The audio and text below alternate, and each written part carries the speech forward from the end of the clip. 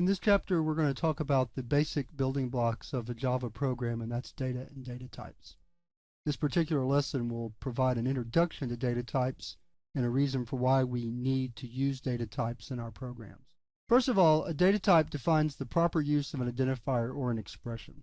An identifier can include things like a variable name or a function, and an expression could be an arithmetic expression, such as a formula, or a string expression where we add text together using something called concatenation. By making sure that our data is well defined, then we make sure that we're using the identifiers and expressions in a correct way. This will actually become more clear as we go through this lesson. Data types also help us determine what type of data can be stored in an identifier or written in an expression. So for example, when we have numeric identifiers like numeric variables, then only numbers can be stored in those variables. Same thing with strings. If we have a string variable, then only a string can be stored in that variable. When we write an expression such as 2 plus 2, the fact that we're using two numeric pieces of data with a arithmetic operator, the plus sign, indicates that that's a legal numeric expression. Just like if we wrote an expression where we wrote hello plus world, which were strings, then that would be legal because the plus sign signifies concatenation for strings. Data types also help us decide what types of operations can be performed on an identifier or an expression. So for example, with a numeric data type, we can perform the standard arithmetic operations. Just like with strings, Java has a set of operations that are defined that can be performed on strings, but not on other types of data. An example of a legal numeric expression is 12 plus 2.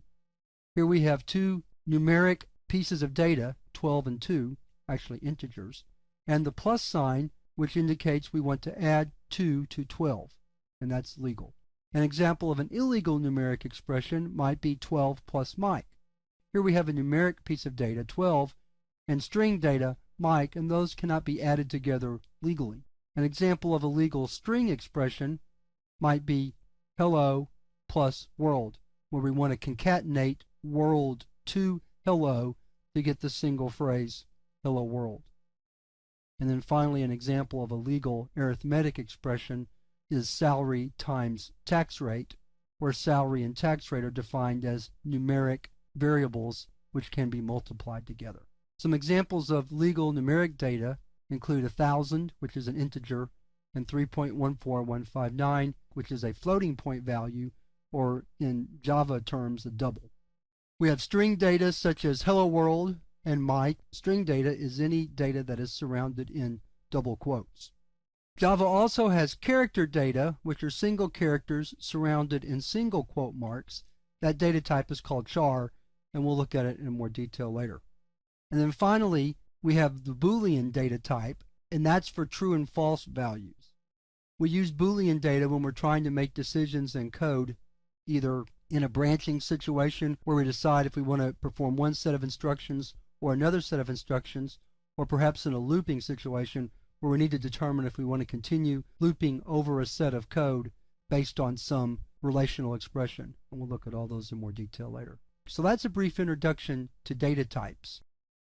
There are two main categories of numeric data types in Java: the integral data types and the floating point data types. We're going to begin by discussing the integral data types.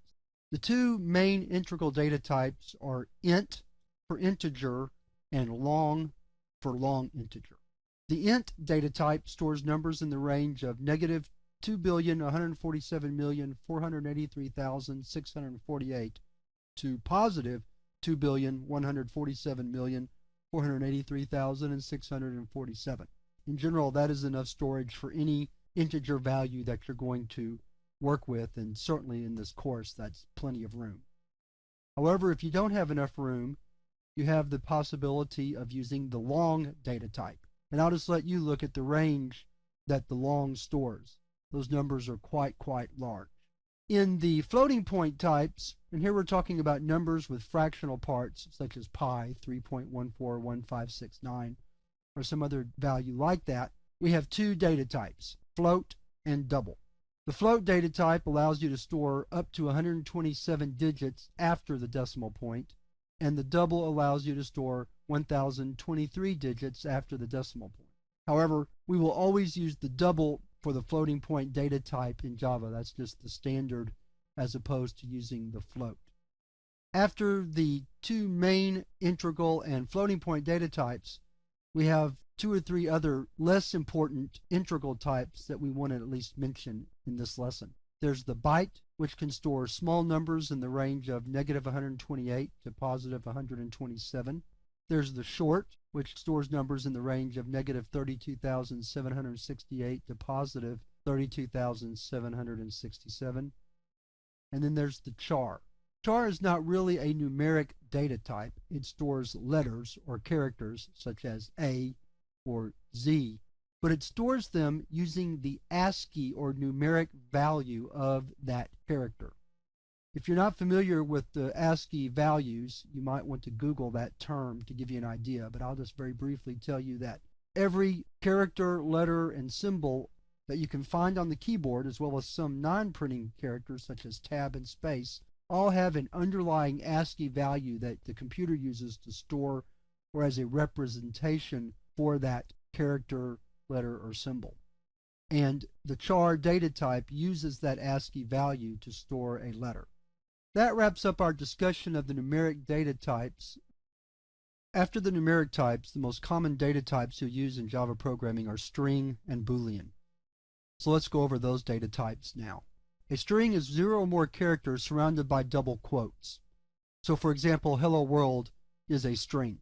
Any characters surrounded in double quotes become a string. So if you put numbers inside double quotes, they become strings and not numbers such as integers or doubles.